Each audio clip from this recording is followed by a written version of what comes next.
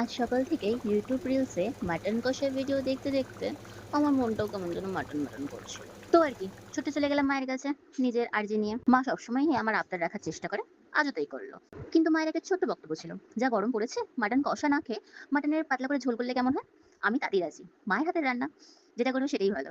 তা চলুন আপনাদের সাথে আমার মায়ের রান্নার রেসিপি শেয়ার করে নেওয়া যাক। সবার প্রথমে মা মাটনগুলোকে নুন হলুদ মাখিয়ে প্রেশার কুকারে সেদ্ধ করতে বসিয়ে দিল। খাসির মাংস হোক মুরগির মাংস, মাংসে আলু মাছ, তো আলুগুলোকে ভেজে নিতে হবে। তারপর আদা রসুন লঙ্কা, পেঁয়াজ এগুলোর একটা পেস্ট করে নিতে হবে। গরম তেলের মধ্যে জিরে ও তেজপাতা ফোড়ন দিয়ে কেটে রাখা পেঁয়াজটাকে দিয়ে দিতে হবে। পেঁয়াজটা একটু লাল হয়ে আসলে ধীরে ধীরে আদা রসুন যে পেস্টটা করে রেখেছিলাম সেইটা, নুন চিনি পরিমাণ মতন, হলুদ গুঁড়ো, জিরে, গুঁড়ো লঙ্কা কালারের জন্য, টমেটো কুচি দিয়ে ভালো করে এই মশলাটাকে কষাতে হবে। ভালো করে কষানোর পর মাংসগুলোকে দিয়ে দিতে হবে। মাংসগুলোর সাথে ভালো করে কষাতে হবে।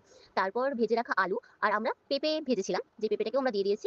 খাসির মাংসের ঝোলে পেঁপেটা ভালো লাগে খেতে। একটা আলাদা ফ্লেভার থাকে পেঁপেটার। খুব সুন্দর খেতে লাগে। আপনারা ট্রাই করতে পারেন।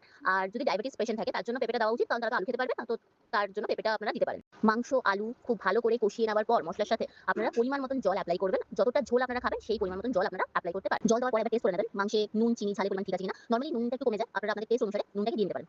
ঢাকা দিয়ে জলটাকে একটু ফুটতে দেবেন। তারপরে গরম গরম সার্ভ করে দেবেন। আমার মা একটু টক দই ব্যবহার করেছিল। আপনারা চাইলে ব্যবহার করতে পারেন, কিন্তু টক দইটা অপশনাল। আর যদি মনে হয় টমেটোটা কম পড়েছে তাহলে আপনারা টমেটো সসও এখানে দিয়ে দিতে পারেন।